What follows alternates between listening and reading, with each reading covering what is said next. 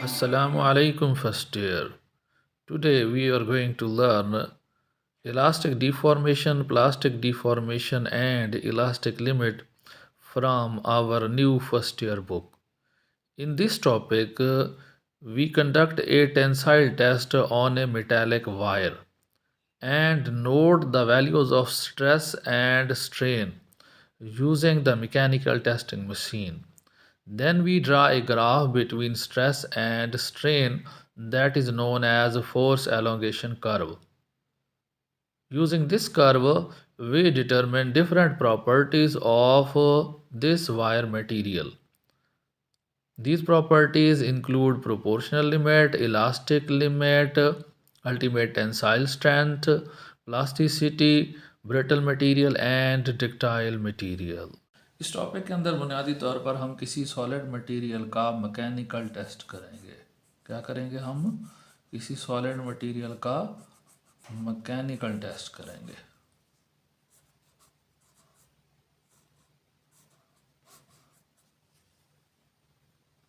और एक्चुअली ये टेस्ट जो है ना मटेरियल की लेंथ से मुतल्लिक होगा, तो इस वजह से इसको टेंसाइल टेस्ट का नाम भी दिया जाता है।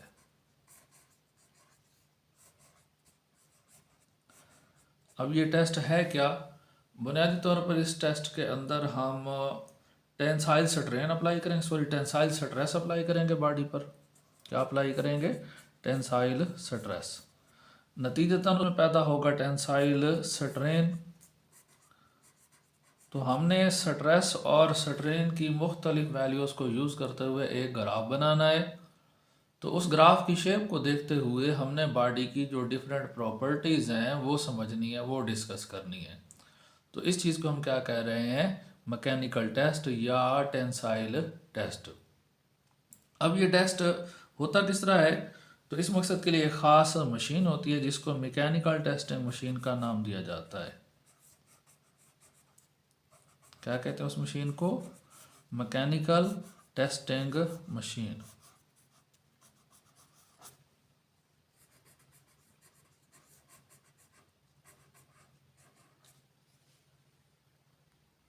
आप लोगों को ये मैकेनिकल टेस्टिंग मशीन नज़र आ रही है। तो इसमें ना दो क्लैंप लगे हुए हैं, एक क्लैंप नीचे लगा हुआ है और एक क्लैंप ऊपर लगा हुआ है। तो हमने जिस मटेरियल का मैकेनिकल टेस्ट करना है, मतलब हमने किसी मेटालिक वायर का मैकेनिकल टेस्ट करना है, तो वो हम इन दो क्लैंप्स के अंदर फिक्स कर देंगे, जोड़ देंगे। तो हम जो है ना लोअर एंड पर स्ट्रेस बढ़ाते जाएंगे। एक तरह से यूं समझ लें कि तार का ऊपर वाला एंड जो है ना ऊपर किसी स्ट्रॉन्ग सपोर्ट से बांधा हुआ है और निचले एंड के ऊपर हम वज़न बढ़ाते जा रहे हैं, लोड लटकाते जा रहे हैं। तो नतीजतन जो है ना इस लोड से पड़ेगा वायर के ऊपर स्ट्रेस, स्ट्रेस की वजह से पैदा होगा स्ट्रेन। तो स्ट्रेस और स्ट्रेन की वैल्यूज़ के दरमियान हमने ग्राफ बनाना है और एक्चुअली ये काम ऑटोमेटिकली होता है। यहाँ पर ना ये जो आपको स्क्रीन से नज़र आ रही है इसको कहते हैं एक्स वाई चार्ट रिकॉर्डर। ये डिस्प्ले क्या कहलाता है? X Y chart recorder. तो यही जो है ना स्ट्रेस और स्ट्रेन के दरमियान ग्राफ बन जाता है इसी स्क्रीन के ऊपर, एक्स वाई चार्ट रिकॉर्डर पर। तो इसको स्ट्रेस स्ट्रेन कर्व भी कहते हैं, फोर्स एलोंगेशन कर्व का नाम भी इसको दिया जाता है। तो आए हम ये कर्व बनाते हैं और मटेरियल की जो डिफरेंट प्रॉपर्टीज़ हैं उनको समझते हैं। स्ट्रेस स्ट्रेन कर्व बनाने के लिए सबसे पहले हमें एक्स वाई एक्सेस बनाने पड़ेंगे। तो ये हमारे पास हो गया एक्स एक्सेस और ये हमारे पास हो गया वाई एक्सेस। स्ट्रेन जो है वो हम लेंगे एक्स एक्सेस पर, तो इधर हम लिखेंगे सिग्मा और राइट वर्ड एरो लगा देंगे। और स्ट्रेस जो है ये हम लेंगे वाई एक्सेस पर, तो इधर हम लिखेंगे सिग्मा और एरो हेड ऊपर लगा देंगे। सॉरी, इसको मैंने सिग्मा बोल दिया, ये एप्सिलॉन है, ये स्ट्रेन को ज़ाहिर करता है और ये सिग्मा है जो कि स्ट्रेस को ज़ाहिर करता है। तो शुरू में जब आप वायर के ऊपर स्ट्रेस बढ़ाएंगे तो जो ग्राफ बनेगा वो एक स्ट्रेट लाइन की शक्ल में बनता है। फर्ज कर लें कि नुक्ता ओ से लेकर नुक्ता ए तक ग्राफ स्ट्रेट लाइन की शक्ल में चलता है। तो ग्राफ के इस हिस्से को नाम दिया जाता है प्रोपोर्शनल लिमिट का। ग्राफ का ये हिस्सा क्या कहलाता है? प्रोपोर्शनल लिमिट कहलाता है। और दरअसल ग्राफ के इस हिस्से में स्ट्रेस और स्ट्रेन लीनियरली प्रोपोर्शनल है। लीनियरली प्रोपोर्शनल का मतलब होता है दोनों में बराबर मिकदार में तब्दीली आ रही है। फ़र्ज़ करें स्ट्रेस आप 0 से 5 तक ले गए हैं, तो उधर स्ट्रेन भी फ़र्ज़ कर लेते हैं कि 0 से 5 तक पहुंच गया। फिर आपने स्ट्रेस को और बढ़ाया, 5 से 10 तक ले गए, तो स्ट्रेन भी कहाँ पहुंच जाएगा, 5 से 10 तक पहुंच जाएगा। फिर आप स्ट्रेन को 10 से 15 तक ले जाते हैं, स्ट्रेस को 10 से 15 तक ले जाते हैं, तो स्ट्रेन भी 10 से 15 तक पहुंच जाएगा। तो स्ट्रेस और स्ट्रेन बराबर बराबर बढ़ रहे हैं, तो हम कहते हैं कि यहाँ पर जो ग्राफ है वो लीनियर है, और स्ट्रेस और स्ट्रेन के दरमियान जो है वो लीनियर प्रोपोर्शनैलिटी है। तो ग्राफ का ये रीजन, ग्राफ का ये इलाका ओ से लेकर ए तक क्या कहलाता है, प्रोपोर्शनल लिमिट कहलाता है जी। तो ओ से लेकर ए तक ग्राफ का जो रीजन है ये क्या कहलाता है, प्रोपोर्शनल लिमिट कहलाता है। और इस रीजन में जो स्ट्रेस की ज़्यादा से ज़्यादा कीमत होगी ना, फ़र्ज़ करें आप स्ट्रेस को ले गए हैं 0 से 5 पास्कल तक, तो ये जो ज़्यादा से ज़्यादा कीमत है स्ट्रेस की, इसको भी प्रोपोर्शनल लिमिट का नाम दिया जाता है, और इसको सिग्मा पी से ज़ाहिर करते हैं। किससे ज़ाहिर करते हैं इसको, सिग्मा पी से। अच्छा, इसे आगे जैसे ही हम स्ट्रेस बढ़ाएंगे, तो अब ये जो स्ट्रेस और स्ट्रेन बराबर बराबर चल रहे थे, लीनियरली चल रहे थे, उनमें अब डिफरेंस आ जाएगा। मतलब जिस अंदाज से स्ट्रेस बढ़ेगा, स्ट्रेन उस अंदाज से नहीं बढ़ेगा। तो फर्ज करते हैं कि ऐसा ए से लेकर बी तक होता है, तो ग्राफ का ये जो रीजन है इसको इलास्टिक लिमिट का नाम दिया जाता है। ग्राफ का ये रीजन क्या कहलाता है, इलास्टिक लिमिट कहलाता है।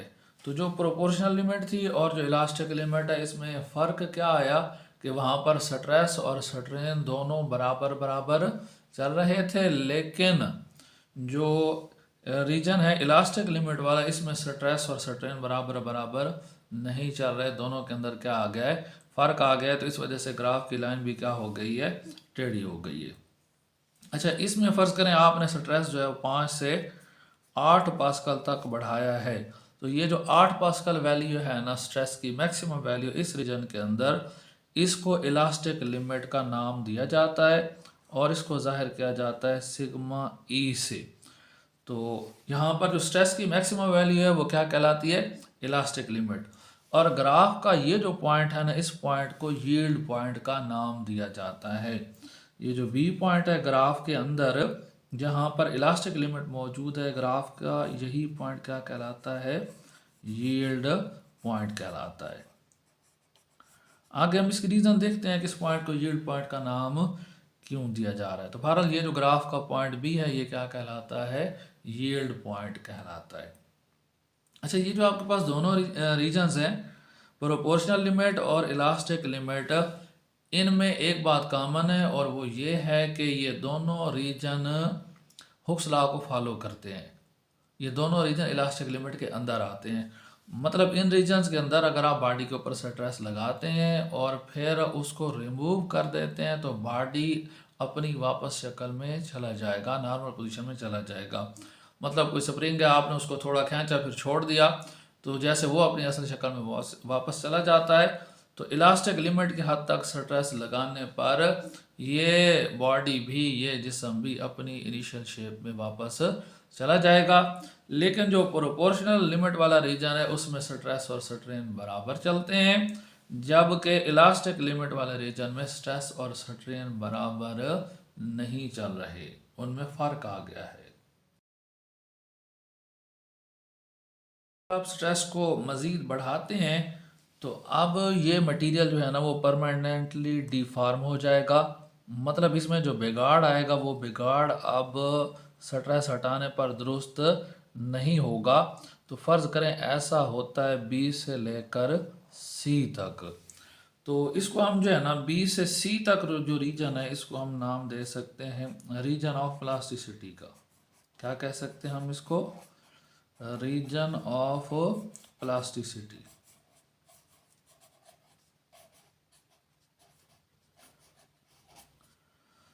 तो इसमें जो है ना आपने जो बॉडी के ऊपर स्ट्रेस लगाया है वो स्ट्रेस अगर आप हटा भी लेते हैं तो आप बॉडी के अंदर जो बिगाड़ आ गया है, जो डिफॉर्मेशन आ गई है, वो ठीक नहीं होगी, बॉडी परमानेंटली डिफॉर्म हो जाएगा। जैसे एक स्प्रिंग है, तो आप स्प्रिंग को हद से ज़्यादा खींच दें तो वो सीधा हो जाता है, और आप उसको छोड़ भी देते हैं तो वो वापस अपनी असली हालत में नहीं जाता। तो जैसे ही आप ना ये इलास्टिक लिमिट को क्रॉस करते हैं तो ये वाला रीजन आ जाता है ग्राफ का, जिसको क्या कह सकते हैं हम, रीजन ऑफ प्लास्टिसिटी। तो इस रीजन में मटेरियल परमानेंटली डिफॉर्म हो जाता है, अगर उसके ऊपर से स्ट्रेस हटा दिया जाए तो वो अपनी असली हालत में वापस नहीं जाता। तो इस रीजन के अंदर जो मैक्सिमम वैल्यू है स्ट्रेस की, उसको अल्टीमेट टेंसाइल स्ट्रेंथ कहा जाता है। क्या कहते हैं उसे? Ultimate tensile strength. Ultimate tensile strength, और इसे मुख्तसरन यूटीएस से जाहिर किया जाता है। तो फ़र्ज़ करें आपने ना स्ट्रेस को फर्दर 8 से 9 पास्कल तक बढ़ाया है। तो ये जो 9 पास्कल है ना, ये अल्टीमेट टेंसाइल स्ट्रेंथ कहलाएगा, और इसको सिग्मा एम से जाहिर किया जाता है। ये वो आखिरी स्ट्रेस है, ये वो ज़्यादा से ज़्यादा स्ट्रेस है जो ये मटेरियल बग़ैर टूटे बर्दाश्त कर सकता है। मतलब कि अब मटेरियल ना बिल्कुल आखिर लिमिट पर पहुंच चुका है, अगर आप स्ट्रेस को थोड़ा सा भी बढ़ाएंगे तो मटेरियल टूट जाएगा। ठीक हो गया? फर्ज करते हैं कि हम स्ट्रेस मज़ीद थोड़ा सा बढ़ा देते हैं, तो जैसे ही हम थोड़ा सा ना स्ट्रेस बढ़ाएंगे तो ये मटेरियल मज़ीद थोड़ा सा भी स्ट्रेस बर्दाश्त नहीं करेगा, और सी से थोड़ा सा आगे डी तक जाकर ये फ्रैक्चर हो जाएगा, यानी कि टूट जाएगा। तो ये जो रीजन है सी से डी तक, हम इसको रीजन ऑफ फ्रैक्चर कह सकते हैं। वैसे ऐसा कोई लफ्ज़ बुक में जिक्र तो नहीं हुआ, तो चले हम खुद से ही इसको क्या कह लेते हैं, रीजन ऑफ फ्रैक्चर। यानी कि ये वो रीजन है जिसमें मटेरियल मज़ीद स्ट्रेस बर्दाश्त नहीं कर सकेगा। हम यूटीएस से अल्टीमेट टेंसाइल स्ट्रेंथ से थोड़ा सा भी स्ट्रेस बढ़ाएंगे तो ये मटेरियल फ्रैक्चर हो जाएगा, टूट जाएगा। फ़र्ज़ करें आपने पहले जो यूटीएस तक स्ट्रेस पहुंचा दिया था वो 9 पास्कल तक पहुंचाया था, तो अब आपने जस्ट इस स्ट्रेस को 9.1 पास्कल किया है। तो जैसे ही आपने इस स्ट्रेस को 9.1 पास्कल किया है तो मटेरियल क्या हो गया, फ्रैक्चर हो गया, टूट गया। जिस वायर को आपने मैकेनिकल टेस्टिंग मशीन के अंदर लगाया हुआ था वो क्या हो गई, ब्रेक हो गई, वो टूट गई। तो यहाँ पर जो स्ट्रेस है उसको सिग्मा एफ से जाहिर किया जाता है, एफ फॉर फ्रैक्चर। अब ये जो हमने मैकेनिकल टेस्ट किया है वायर का, इसकी बुनियाद पर जो सॉलिड मटेरियल हैं उनको 2 कैटेगरीज में डिवाइड किया जा सकता है। जी, पहले कैटेगरी आपके पास बनती है डक्टाइल मटेरियल, और दूसरे जो है वो ब्रिटल मटेरियल कहलाते हैं। डक्टाइल मटेरियल वो मटेरियल होते हैं जिनमें लचक मौजूद होती है। जब आप स्ट्रेस को इलास्टिक लिमिट से बढ़ाते हैं तो इनमें परमानेंट डिफॉर्मेशन आना शुरू हो जाती है, ये यकदम टूटते नहीं हैं। लेकिन जो ब्रिटल मटेरियल होते हैं ये इलास्टिक लिमिट के बाद स्ट्रेस बिल्कुल भी बर्दाश्त नहीं करते। जैसे ही आप इलास्टिक लिमिट से थोड़ा सा स्ट्रेस ऊपर बढ़ाते हैं तो ये फ़ौरन टूट जाते हैं। तो डक्टाइल मटेरियल के अंदर ये रीजन ऑफ प्लास्टिसिटी होता है, जबकि ब्रिटल मटेरियल के अंदर ये रीजन ऑफ प्लास्टिसिटी नहीं होगा। इलास्टिक लिमिट के फ़ौरन बाद फ्रैक्चर स्ट्रेस आ जाता है। तो डक्टाइल मटेरियल की मिसाल जो है मेटल्स हैं, जैसे लोहा हो गया, तांबा है या प्लास्टिक है। तो ये सारे मटेरियल ऐसे हैं कि इनके अंदर लचक होती है, जब आप इन पर हद से ज़्यादा स्ट्रेस लगाएं तो ये परमानेंटली डिफॉर्म हो जाते हैं, एकदम टूटते नहीं हैं। लेकिन कुछ मटेरियल ऐसे हैं कि अगर आप उन पर थोड़ा सा भी स्ट्रेस बढ़ा देंगे इलास्टिक लिमिट से तो वो फ़ौरन टूट जाएंगे। जैसे जैसे शीशे की कोई चीज़ बनी हुई है, तो शीशा ब्रिटल मटेरियल है, जैसे ही आप स्ट्रेस इलास्टिक लिमिट से बढ़ाएंगे तो वो फ़ौरन से टूट जाएगा। या इसी तरह मिट्टी के जो बर्तन होते हैं वो भी ब्रिटल मटेरियल होते हैं, उन पर भी अगर आप स्ट्रेस इलास्टिक लिमिट से बढ़ाएंगे तो वो भी बेंड कोई नहीं होते, परमानेंटली डिफॉर्म नहीं होते, उनमें प्लास्टिसिटी नहीं होती, वो टूट जाते हैं। तो अगर आप सराइकी हैं तो इस हवाले से ना बड़ा एक ज़बरदस्त लफ्ज़ सराइकी के अंदर मौजूद है, कुड़कड़े। तो जो चीज़ें कुड़कुड़ी होती हैं वो दरअसल ब्रिटल होती हैं, यानी कि वो अचानक से टूटने वाली होती हैं, और जो चीज़ें अचानक से नहीं टूटती वो क्या कहलाती हैं? डक्टाइल कहलाती हैं। डक्टाइल मटेरियल्स के अंदर प्लास्टिसिटी होती है, जबकि ब्रिटल मटेरियल के अंदर प्लास्टिसिटी नहीं होती। यानी कि प्लास्टिसिटी मटेरियल की वो प्रॉपर्टी है कि जब आप उस पर स्ट्रेस इलास्टिक लिमिट से बढ़ाएंगे तो मटेरियल फ़ौरन से ब्रेक नहीं होगा, बल्कि परमानेंट डिफ़ॉर्म हो जाएगा। तो परमानेंटली डिफ़ॉर्म होने वाली जो प्रॉपर्टी है वो क्या कहलाती है? प्लास्टिसिटी कहलाती है। Property of permanent deformation when elastic limit is crossed is known as plasticity.